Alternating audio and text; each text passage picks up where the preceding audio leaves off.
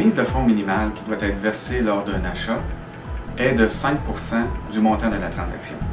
Acheter sans mise de fonds n'est plus possible depuis le printemps 2013. Toutefois, si vous n'avez pas la somme minimale, sachez qu'il y a d'autres possibilités envisagées. Si vous avez des REER, il est possible pour vous de les retirer pour les appliquer sur votre mise de fonds sans être imposé par l'entremise du programme RAP, le régime d'accès à la propriété. Cependant, certaines conditions s'appliquent. Consultez votre courtier multiprêt. Une autre option s'offre à vous, le don. En effet, il est toujours permis de recevoir un don de vos parents ou de vos grands-parents que vous pourrez utiliser comme mise de fonds pour acquérir votre propriété. Cette possibilité comporte également des restrictions.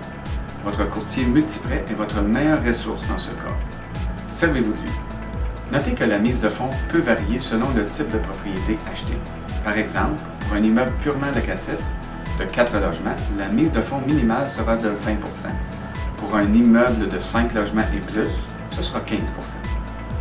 Pour connaître toutes les règles relatives à la mise de fonds, n'hésitez pas à faire appel à l'expertise d'un courtier multiprêt. Au plaisir de vous servir, contactez-nous.